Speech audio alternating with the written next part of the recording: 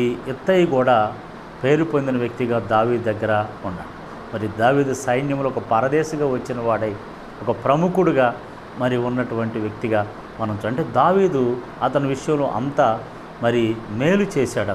అతనికి దగ్గరికి తీర్చుకున్నాడు, అండగా చేసుకొని అతన్ని తనతో పాటు ఒక ప్రముఖమైనటువంటి వారిగా తనను పెట్టుకున్నట్లుగా చూస్తాం. ఈరోజు నా ప్రియ దేవుని బిడ్డ, నీ జీవితంలో కూడా ఇలాంటి నా ప్రియ దేవుని బిడ్డ ఆలోచన, నీవు కష్టంలో ఎవరైనా ఇబ్బందులు, ఎవరైనా కష్టంలో, ఎవరైనా ఇరుకులో అనగా ఈరోజు మాతో చాలామంది మా కష్టంలో కూడా, నా శ్రమలో కూడా, నా బాధలో కూడా నాతో నిలబడ్డ వాళ్ళు చాలామంది ఉన్నారు.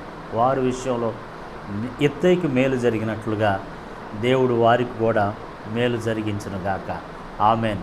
చాలామంది అదే క్రమంలో వదిలిపెట్టి వెళ్ళిపోయిన వాళ్ళు ఉన్నారు, విడిచిపెట్టి వెళ్ళిపోయిన వాళ్ళు ఉన్నారు.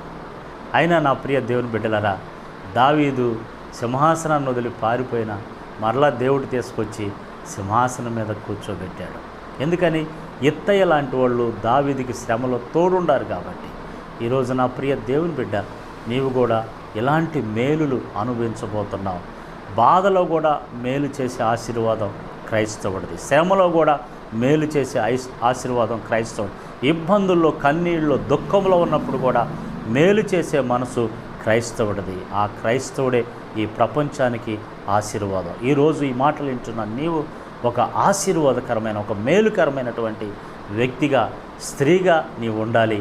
నీ సంఘానికి, నీ కుటుంబానికి, నా ప్రియ దేవుని సమాజానికి దేవుని విషయంలో ఒక మేలుగా నీవు ఉండాలి.